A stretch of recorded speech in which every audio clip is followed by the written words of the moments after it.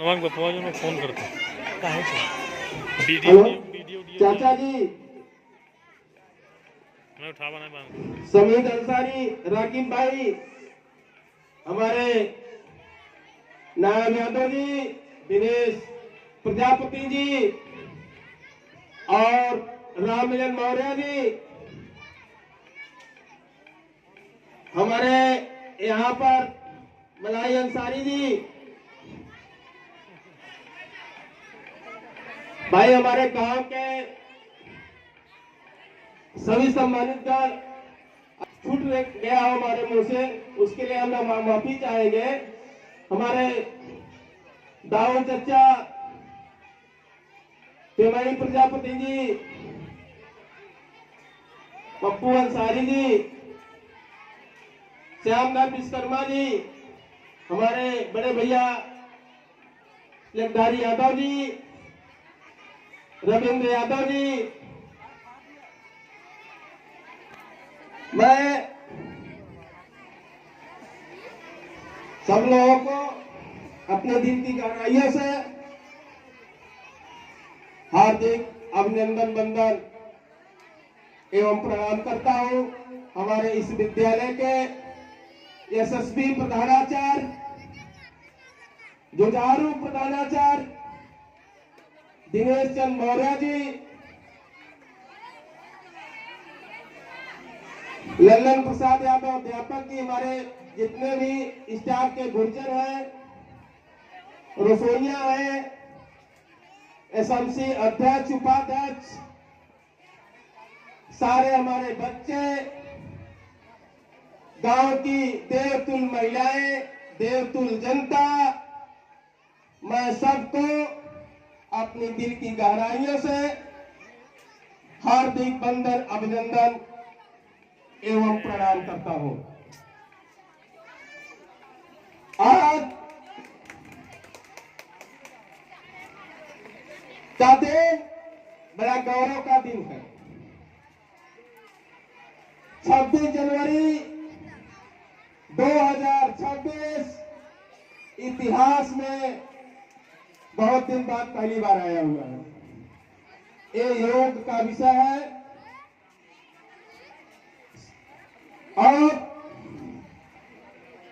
आज हम लोग 77वां गणतंत्र दिवस मना रहे हैं। आज ही के दिन संविधान हमारे कर्ता माननीय भीमराव अम्बेडकर साहब, जो कि 2 साल 11 महीना 2 साल 18 दिन बड़ा अथक प्रयास से संविधान को उन्होंने लिखा और 26 जनवरी 1950 को संविधान लागू हुआ। हमारे देवतुल बाबा भीमराव अम्बेडकर साहब के महान प्रयास से, उन्हीं की कृपा से आज हम आप इस प्रांगण में बैठे हुए हैं। उन्हीं की कृपा है, उन्हीं का मेहनत का फल है। हम आप, उन्होंने कभी नशा नहीं किया और न अपने लोगों को नशा करने दिया। वो कहते थे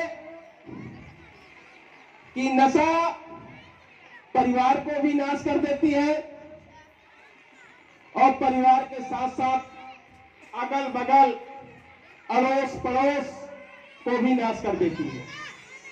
जब आग लगती है कहीं तो बगल के जितने घास फूस रहते हैं वो भी जल जाती है। इसलिए हमारे बाबा साहब भीमराव अम्बेडकर जी कहते थे कि अगर विकास करना है तो नशा से दूर रहो, मेहनत करो और शिक्षा ग्रहण करो। हमारे जितने भी यहाँ नागरिक आए हुए हैं, देवतुल्य नागरिक, हम सब लोगों से अनुरोध करना चाहूंगा, ऊपर चढ़ने का मात्र एक ही मार्ग है, विकास करने का मात्र एक ही मार्ग है। वो डॉक्टर भीमराव अम्बेडकर साहब कहते थे, वो है शिक्षा। शिक्षा और शेरनी का दूध है, जो जितना पीता है उतना ही दहाड़ता है। तो अगर आप शिक्षित होंगे, आपका परिवार शिक्षित होगा, आपके बच्चे शिक्षित होंगे, तो आपका विकास होगा, आपके परिवार का विकास होगा और इस देश का, इस समाज का विकास होगा। और जितना आप अनपढ़ रहेंगे, अनपढ़, अंगूठा छाप, वो आपके जो दुश्मन रहेंगे, प्रतिद्वंदी रहेंगे, उनको फायदा होगा, क्योंकि आपको समझ में तो आए नहीं, आपको ज्ञान तो है नहीं। तो जिस तरह से आपको मोटिवेट करेंगे, जिस तरह से आपको घुमाएंगे, आप उसी तरह से आपके बच्चे, आपका परिवार उस दिशा में जाएगा, गलत काम करेगा और गलत काम करवाएंगे, उससे उनका विकास होगा, आपका विकास नहीं होगा, आपका नुकसान होगा। इसलिए बाबा साहब भीमराव अम्बेडकर जो कहे हैं और कहकर गए हैं, वो उनकी बात हमारे देश में नहीं, पूरे विश्व में मानी जाती है। उनके किताब को, उनके संविधान को हमें आपको अनुसरण करना चाहिए। और भाई आगे थोड़ा सा हम आप लोगों को अपने बारे में बताना चाहते हैं कि अब लगभग हमारा 5 साल का कार्यकाल पूरा होने जा रहा है, 26 जनवरी और 26 मई 2026 को। तो हमने 5 साल में पूरे गांव के मुद्दे के खत्म कर दिया। जितना मुद्दा था मैंने पूरे मुद्दे को खत्म कर दिया। जैसे कि जितने भी सड़क रुकी हुई सड़कें थी, सड़कों पर राजनीति होता था। मैंने 5 साल में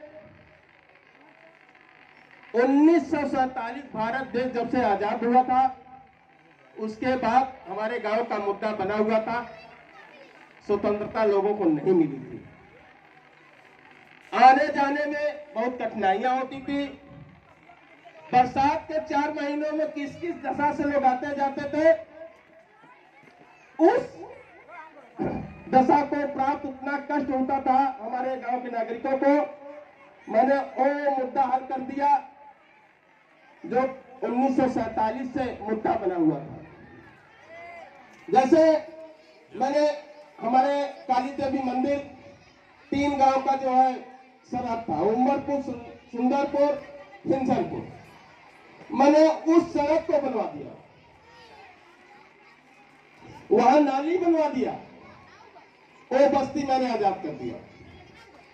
दूसरा, हमारे चकमनोहर के राजेंद्र पाल की सड़क, एक बहुत बड़ा मुद्दा था, उसके लिए जो है लाठियां चल रही थी, मैंने उस मुद्दे का हल कर दिया, वो सड़क मैंने बनवा दिया। वो आप बेचारे आते जाते थे, पानी में आते जाते थे, बड़ी समस्या होती थी। मैंने चकमनोहर में 4 सड़कें बनवाई, चौराहा का मंदिर और भुक्खल पाल किया। उसके बाद ब्राह्मण बस्ती, हमारे ब्राह्मण बस्ती में किसी के यहां जाने के लिए कहीं सड़कें नहीं थी। कितने लोग काफी प्रयास किए लेकिन सड़क नहीं बनवा पाए। मैंने उस सड़क को एक महीने में मेहनत करके 100 मीटर सड़क को आप समझिए कि हद तक 100 मीटर एक हफ्ता लगता है सड़क बनवाने के लिए, लेकिन एक महीने मैंने उस सड़क को बनवाया। 10 कदम जाती थी सड़क रुक जाती थी, 10 कदम जाती थी सड़क रुक जाती थी, और मैंने हर दरवाजे पर सड़क पहुंचा दिया। उसके बाद ब्रिजेश तिवारी की सड़क मैंने बनवाया। उनके यहाँ भी जो है समस्या होती थी, जो है बहुत ज्यादा बरसात में घुटना पर पानी डूब जाता था। फिर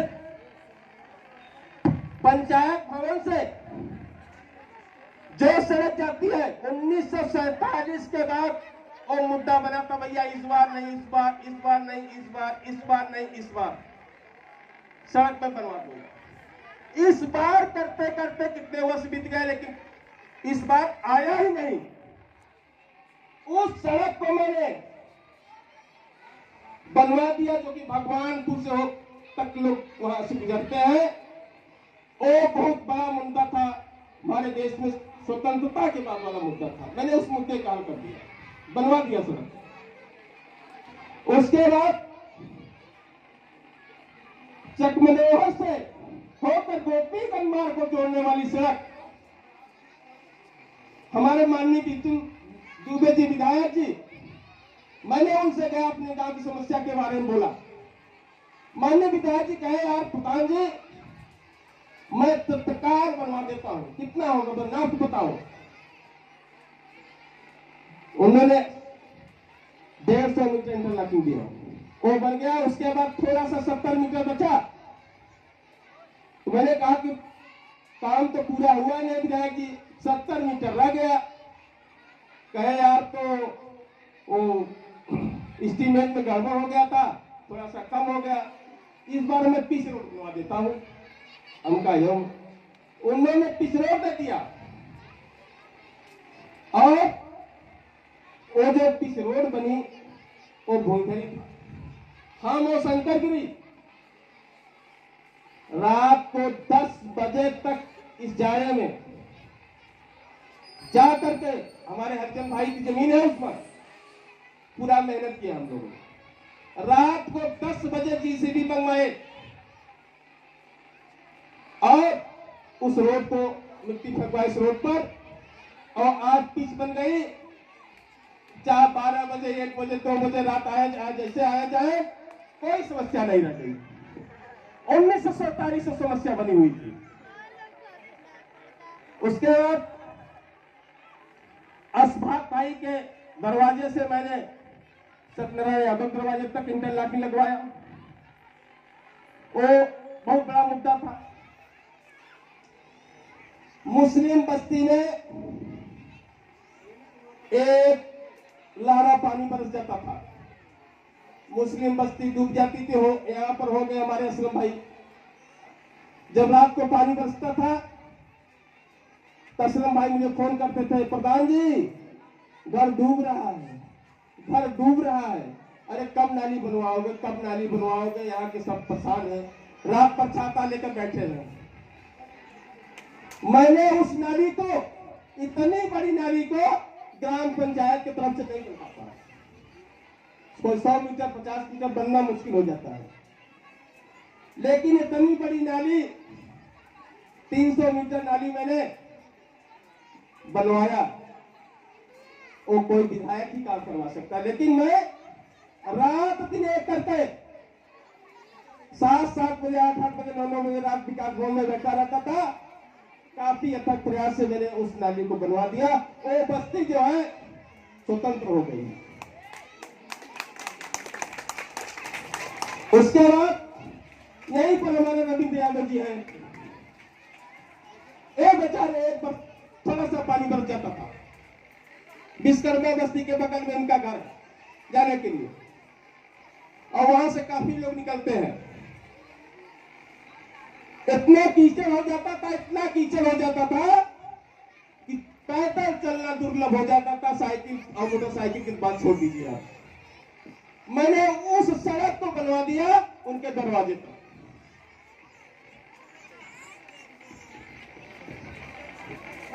और आप लोग यहाँ पर है, देखे होंगे हमारे पंचायत भवन की दुर्दशा क्या थी। हमारे पंचायत भवन की दुर्दशा ये थी कि जैसे खंडहर था, खंडहर। मैंने पंचायत भवन को, ग्राम पंचायत सचिवालय को इतना सुंदरीकरण बनवा दिया है कि लोग उसको देखेंगे तो हटती नहीं।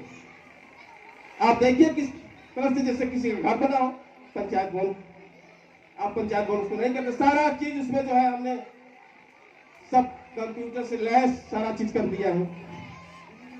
फिर मटरू गोसाई के दरवाजे से हमारे बेचारा बीडीसी के जो है खेत तक, मैंने उसको, वो भी मुद्दा था, उसके लिए विवाद हो गया था दोनों पक्ष से, काफी एक पुष्ट दोनों पक्ष पीछे चले गए बेचारे। उस विवाद को मैंने खत्म कर दिया अपने के लिए, उसको भी मैंने रास्ता बनवा दिया। उसके बाद हमारे गांव को किसी व्यक्तियों को पता होगा कि हमारी जमीन संसारापुर पाणे जी के बगीचे में थी। जो हमारे बड़े बुजुर्ग रहे होंगे, सीनियर पर्सन रहे होंगे, उनको पता होगा। लेकिन मैंने काफी गांव के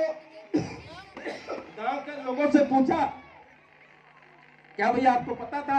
नहीं भैया नहीं पता है।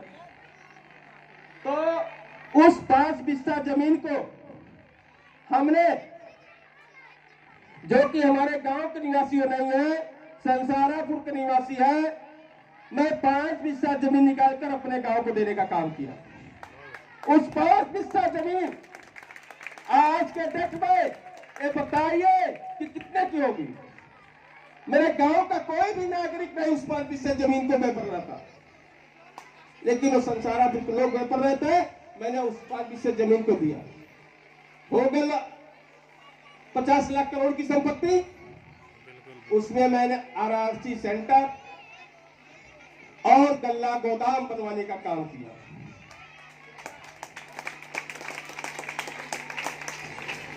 पानी बहाने के लिए हमारे गांव में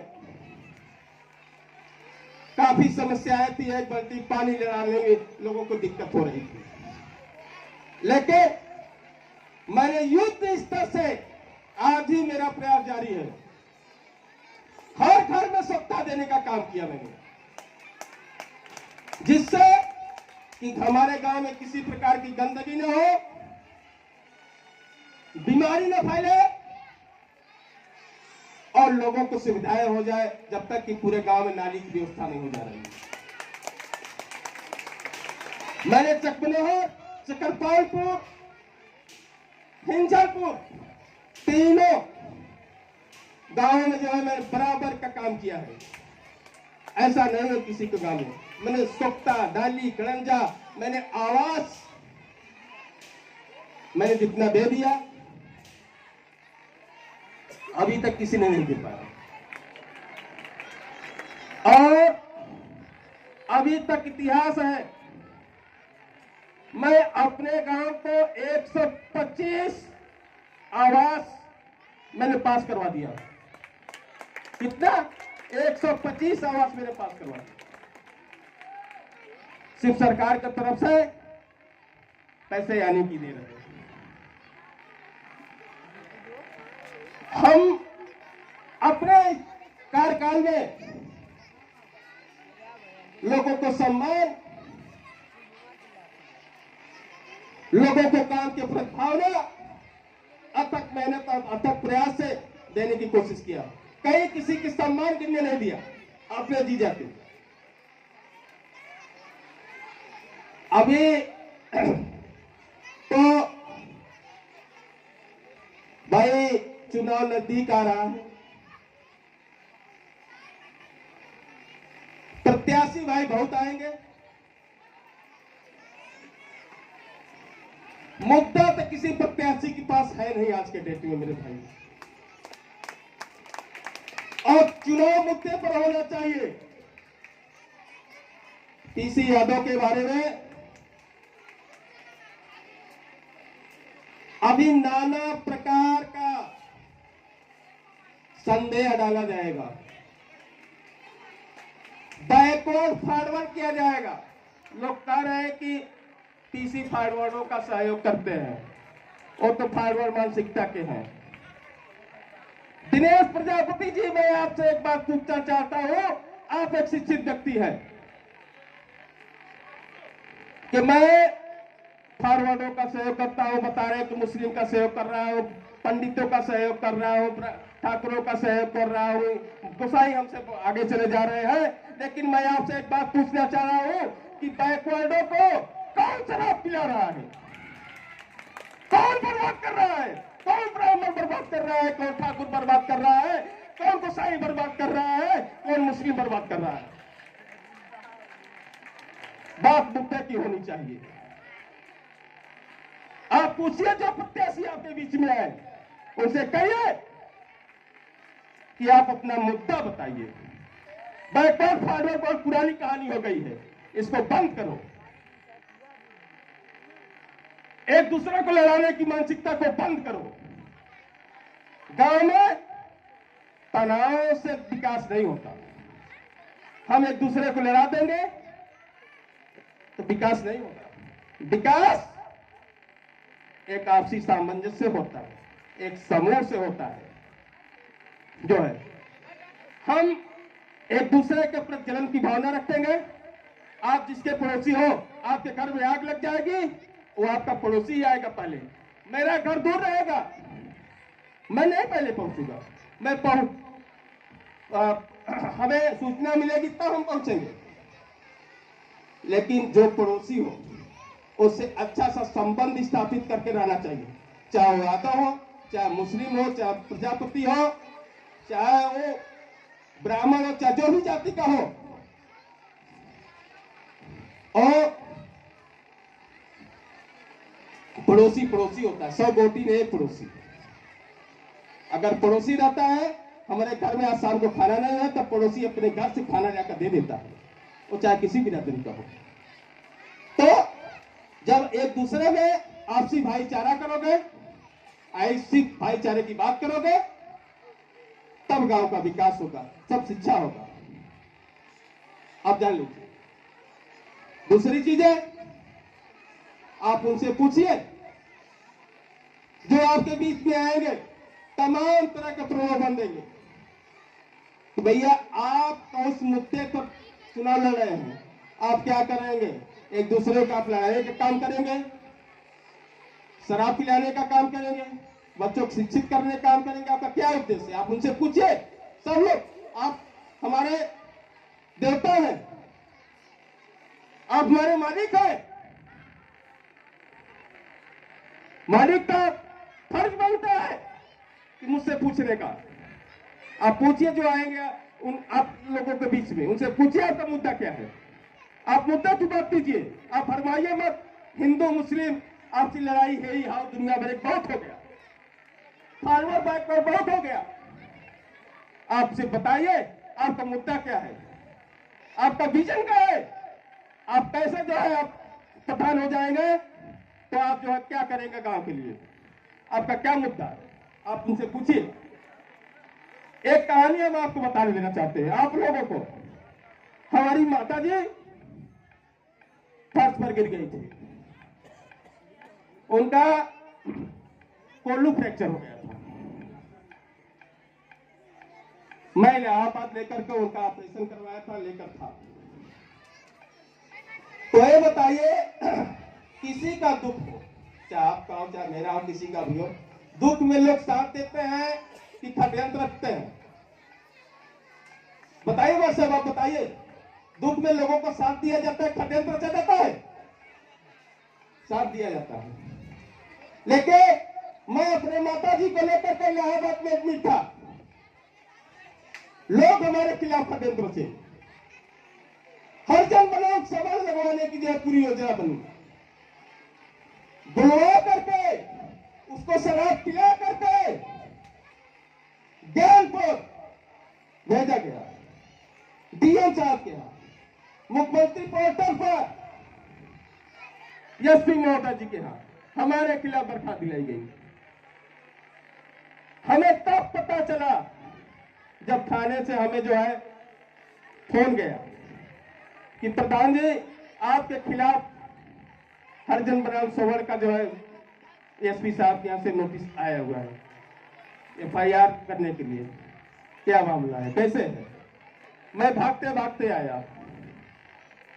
जो बंधु हमारे खिलाफ दरखास्त दिया था, मैंने उस बंधु को बुलाया, उससे मैंने बात किया। वो क्या प्रधान जी हमारी आपकी कभी कोई किसी प्रकार की कोई गलती नहीं, न हमारी आपकी तूतू में किसी प्रकार की कही हुई है। हमें तो जो है जवाब मिलते हैं, चार पार करवा देते हैं, सारी बातें होती है। भैया हमें जो है ऐसे ऐसे किया गया, हमें शराब पिलाया गया, हमें वहां किया। बताइए वो कहा बंदा के प्रधान जी आप जहां जैसे कहेंगे, मैं लिखने की बात छोड़ दीजिए, मैं लेट जाऊंगा, वहां पर लेट जाऊंगा। सत्य की जीत होती है, सत्य परेशान होता है, पराजित नहीं होता मास्टर। और एक चीज लोगों को खूब अच्छी तरह से अनुभव कर लेना चाहिए। जिस अस्त्र का प्रयोग हमारे ऊपर आप कर रहे हैं, एक समय का चक्र है, उस अस्त्र का उपयोग आपके ऊपर भी किया जा सकता है। ऐसा नहीं है कि आप इस दुनिया में भगवान बनकर बैठे, अल्लाह बनकर बैठे, समझे? तो